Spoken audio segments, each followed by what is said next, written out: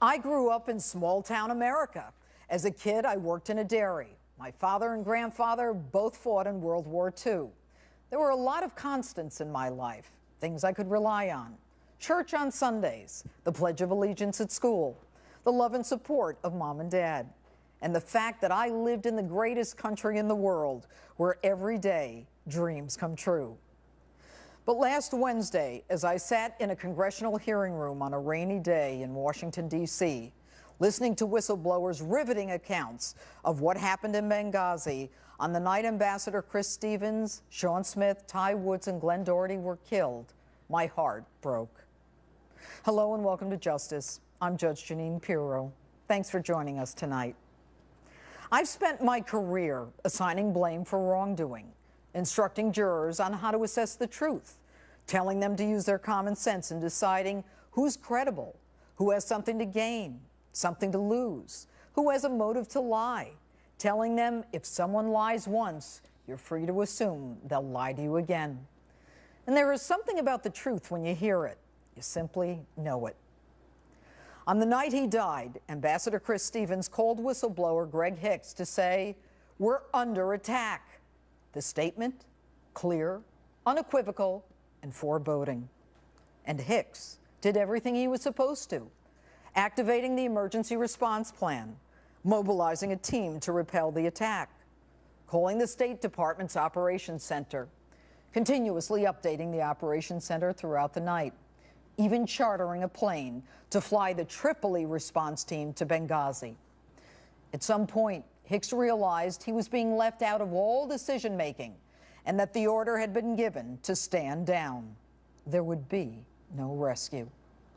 We now know the Obama administration lied to us. They misled us, and they left Americans to die. So what do we know? Fact. The president knew at 5 p.m. his consulate and ambassador were under attack. He simply told Joint Chiefs Chairman Dempsey and Defense Secretary Panetta to take care of it. He simply went to bed. He didn't even bother to call, never checking with them again. Fact. The next morning, the president takes Air Force One to fly to a Las Vegas fundraiser for himself while Americans burn in the Middle East. He can take Air Force One for a campaign fundraiser, but he can't send fighter jets to save Americans. Fact, the fight lasted 8 hours. Fact, there was no spontaneous demonstration, no YouTube video that ignited the murderous fury in Benghazi, and they all knew it. It's not one fact, but each fact taken together is a connected whole that convinces us of what the truth is. And that truth? Jay Carney, Susan Rice, Hillary Clinton, Barack Obama, they all lied to us. Now, I'm tired of the sugarcoating. I'm tired of putting truth to the falsehood. A lie is a lie is a lie. Let's call it what it is. The whistleblowers changed everything. The ones who were instructed by Hillary's chief of staff, Cheryl Mills, not to speak to anyone alone about Benghazi, including congressmen. But Greg Hicks says it best.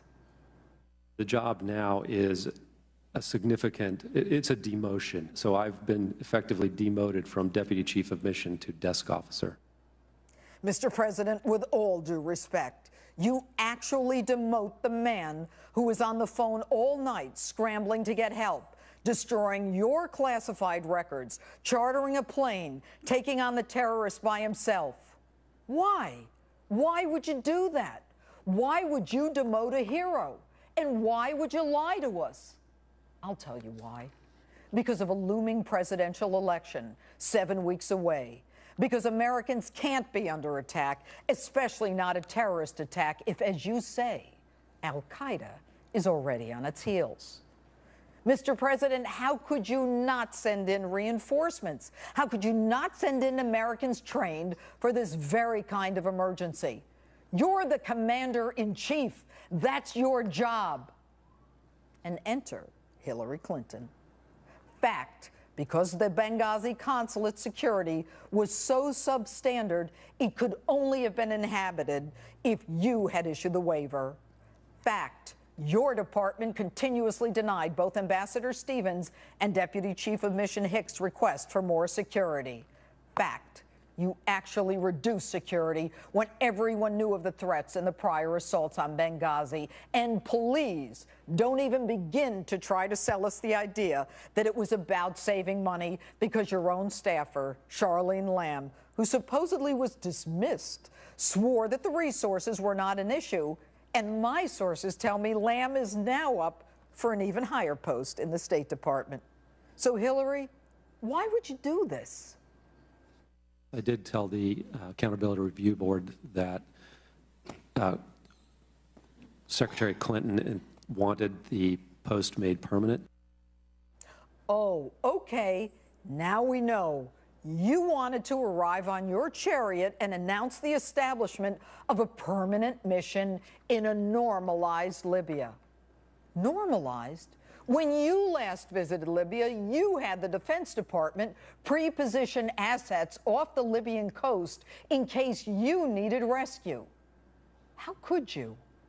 And then you swear under oath, just back from weeks abroad, logging all those miles, recovering from the flu, the fall, the concussion, and the blood clot. You testify you didn't know a thing about your friend the ambassador's request for more security. Any of the requests, any of the cables having to do with security did not come to my attention. Now, Hillary, I know you were busy that night, calling the president of Tunisia when all the action was in Libya. But you can't deny requests for more security in Benghazi and then blame the very people who asked for it. You can't have it both ways. And you want us to believe that you and the president are going to get the facts and get justice? You can't even get to the FBI, to the crime scene, for 3 weeks. And by the way, the FBI guys, they carry guns, don't they? If it takes them 3 weeks because it wasn't safe in Benghazi, how the hell is it safe enough for you to keep our civilian diplomats there? And what to do? Find some guys with impeccable reputations, beholden to your husband Bill, and ambassador named Pickering, an admiral named Mullen. Have them investigate and make sure they don't ask you any questions, or talk to the guy in charge of the emergency response. And Pickering, he's perfect. He apparently believes America is already full of Islamophobes. And while you're at it, Hillary, why not throw the president of Libya under the bus, too? The man who traveled to Benghazi at great personal risk, confirming almost immediately what you already knew, that it was a terror attack, and you basically call him a liar or clueless to the rest of the world.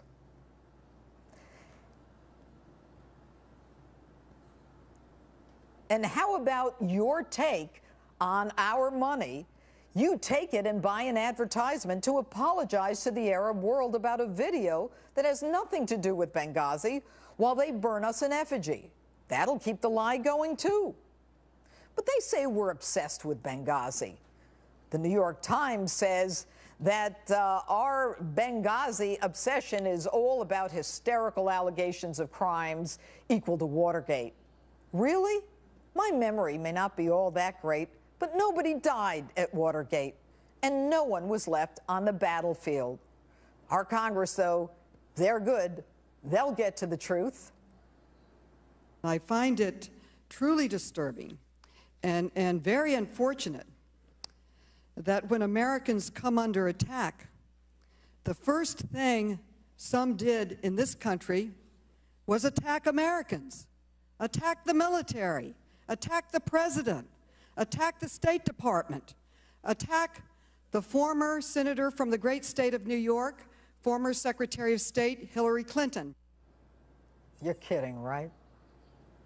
We have the best military in the world. But even with all of their technological advances, they could not get there in time. Now, this guy hasn't even heard the testimony, and he's already accusing the man who has the most to lose, his own life, and who was actually on the ground and in the battle, of lying. And it gets worse. Death is a part of life. What difference at this point does it make? it's as if they're saying, enough with the dead and on with the living, on to my next election. And remember this one?